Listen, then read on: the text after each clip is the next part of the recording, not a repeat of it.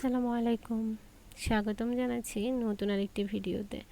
আজকে আমরা ইউটিউব চ্যানেলের ফ্রি কোর্সে শিখব 2025 সালে যেসব চ্যানেল মনিটাইজেশন পাবে না।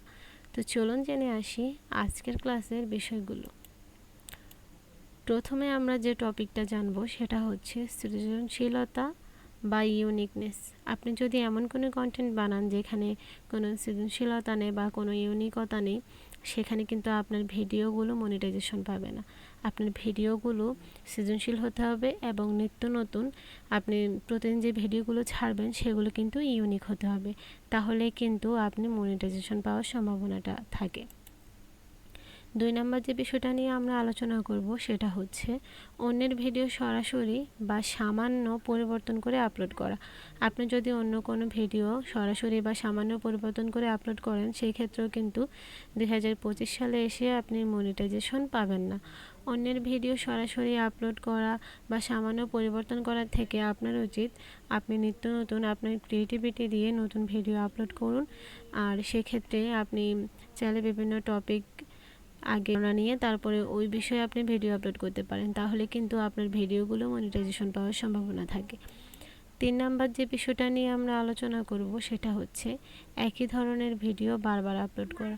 আমরা যখন একই ধরনের ভিডিও বারবার আপলোড করি তখন কিন্তু অডিয়েন্স যখন দেখে যে ভিডিওগুলোতে নতুন কোনো কিছু শেখার নেই, নতুন কোনো কিছু জানার নেই বা নতুন কোনো কিছুই নেই, তখন তারা কিন্তু ধীরে ধীরে ওই ভিডিওগুলো স্কিপ করতে থাকে।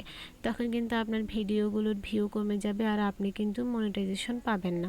তাই একই ধরনের ভিডিও আপলোড না করে নিত্য নতুন ইউনিক ভিডিও বা নতুন নতুন ভিডিও আপলোড করলে আপনার চ্যানেল গ্রো করবে এবং আপনি কিন্তু মনিটাইজেশনটা পেয়ে যাবেন।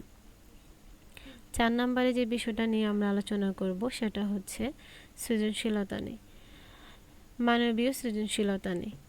আপনার ভিডিও যদি এআই রিলেটেড হয়, আপনি যদি এআই দিয়ে কোনো ইমেজ বা কোনো ভিডিও তৈরি করে সেটাকে সরাসরি আপলোড করে দেন সামান্য এডিট করে, যেখানে মানবীয় সৃজনশীলতা নেই, মানে মানুষের কোনো সৃজনশীল কাজ নেই, শুধু এআই দিয়ে আপনি ভিডিওটা বানিয়ে আপলোড করলেন, সেখানে কিন্তু আপনি মনিটাইজেশন পাবেন না। 2025 সালে এসে এইসব চ্যানেল কিন্তু মনিটাইজেশন পাবে না। 5 নম্বরে আমরা যে বিষয়টা নিয়ে আলোচনা করব সেটা হচ্ছে ইউটিউব নীতি ভঙ্গ। আপনি যদি ইউটিউবের যে নীতিগুলো আছে, ইউটিউব যে রুলসগুলো আছে, ইউটিউব কিন্তু আমাদেরকে অনেকগুলো রুলস দিয়ে দিচ্ছে। আপনি যদি ওই রুলসগুলোকে না মানেন, ওই রুলসগুলোকে ভঙ্গ করে আপনি যদি ইউটিউবে ভিডিও পোস্ট করেন, ধরুন আপনি 18+ ভিডিও পোস্ট করলেন, আপনি কারো বিরোধিতা করে আপনি সংঘর্ষমূলক ভিডিও পোস্ট করলেন, সেক্ষেত্রে কিন্তু আপনি মনিটাইজেশন পাবেন না। তো আজকে এই ছিল আমাদের ক্লাসের বিষয়বস্তু। ভালো লেগে থাকলে আমাদের চ্যানেলকে সাবস্ক্রাইব করে অবশ্যই পাশে থাকবেন, লাইক কমেন্ট শেয়ার করবেন এবং পাশে থাকা বেল আইকনে প্রেস করবেন।